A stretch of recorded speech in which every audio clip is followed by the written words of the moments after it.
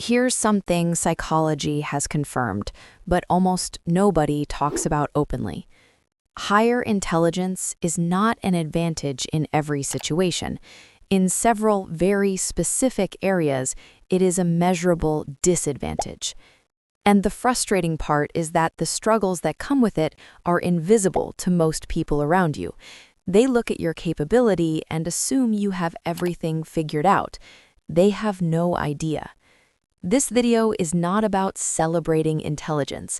It is about explaining the specific psychological and neurological mechanisms behind why gifted people often suffer in ways that average people genuinely do not. If you have ever felt like your brain works against you as often as it works for you, stay with me. This is for you. If this resonates, hit the like button and subscribe. New videos every Wednesday on The Calm Climb. Struggle 1. Overthinking that never fully turns off. The default mode network is a set of brain regions that activate when you are not focused on a task. In most people, it produces relatively quiet background thought. In high-intelligence individuals, research shows the default mode network is significantly more active and more richly interconnected. Your brain does not rest, it processes. When others are relaxing, their minds are genuinely quiet. When you try to relax, your brain is still running, analyzing, connecting, anticipating, rehearsing conversations, solving problems that have not happened yet. This is not anxiety in the clinical sense, though it often gets misdiagnosed as such. It's a nervous system that is structurally running at a higher idle. The same connectivity that makes you capable of complex thinking makes the off switch nearly impossible to find. The practical cost of this is real. Chronic mental fatigue, difficulty being present, trouble sleeping because the brain will not disengage, and the particular exhaustion of a mind that is always on without always having something worth being on for. The wealth connection here is direct. Decision fatigue is a real phenomenon.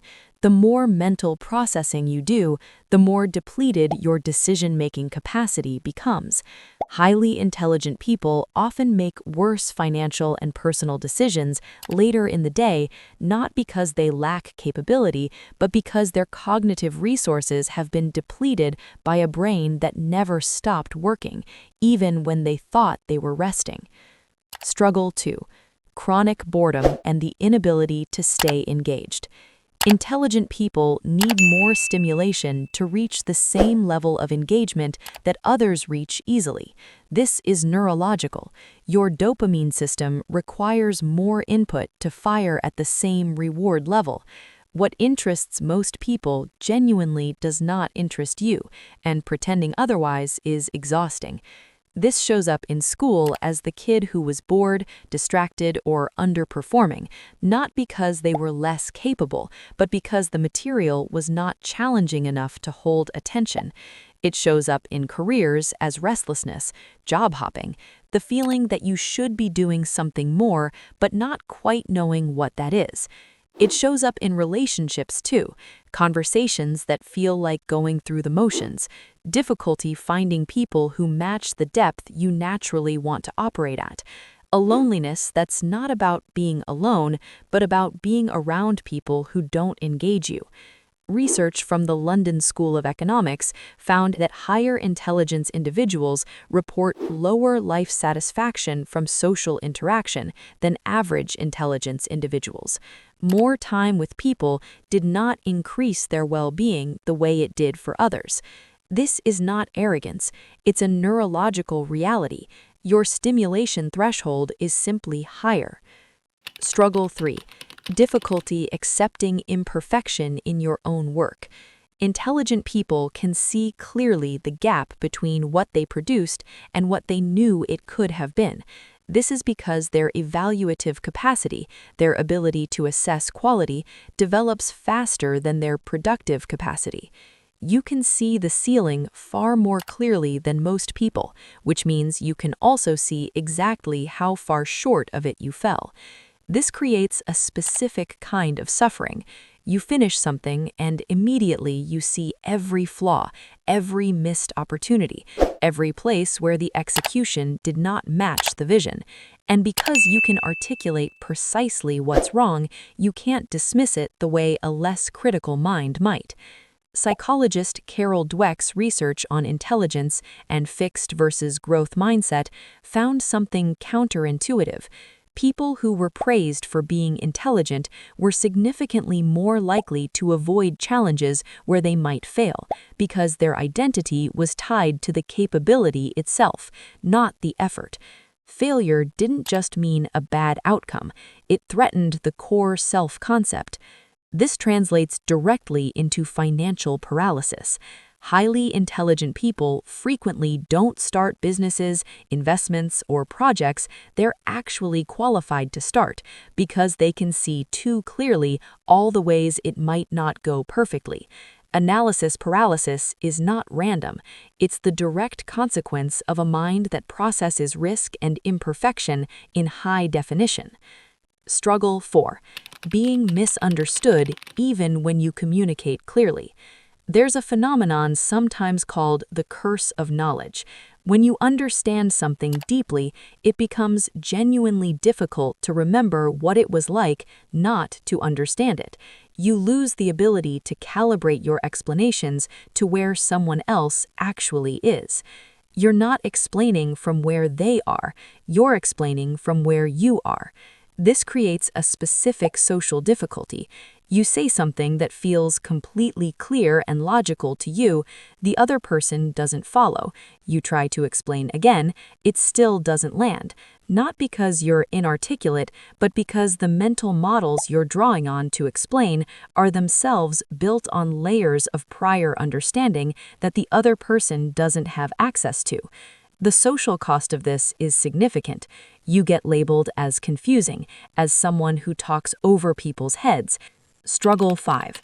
Deep sensitivity masked by outward composure.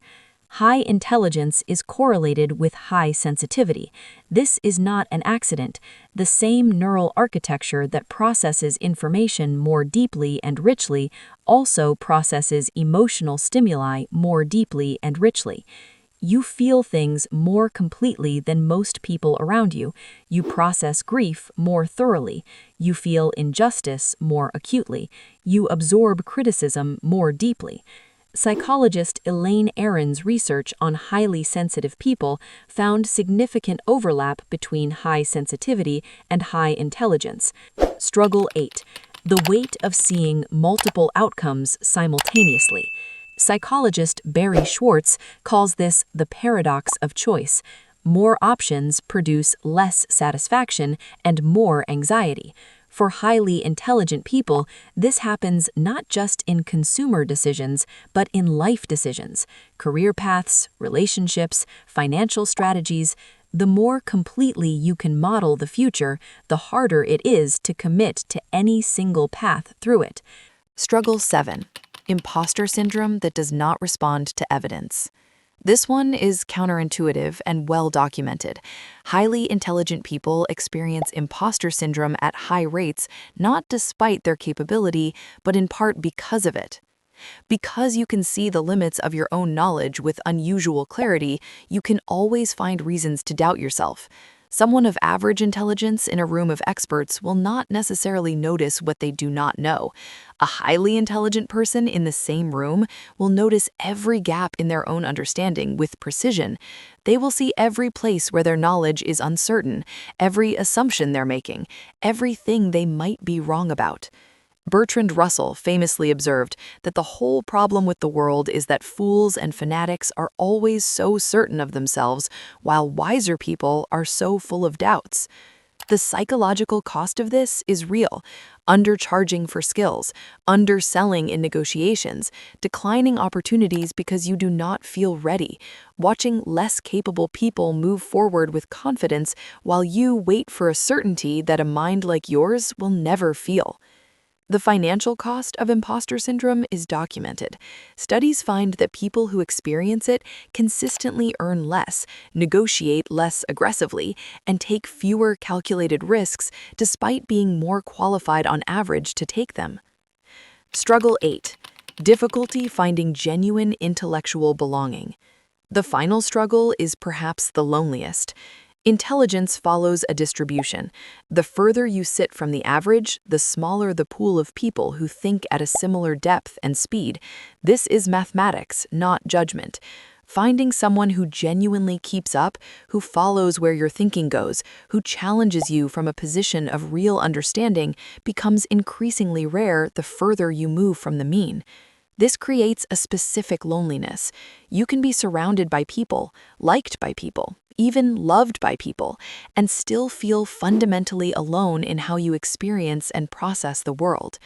Research shows that highly intelligent individuals report significantly higher rates of existential loneliness, not the loneliness of social isolation, but the loneliness of being unable to fully share an inner world with the people around them.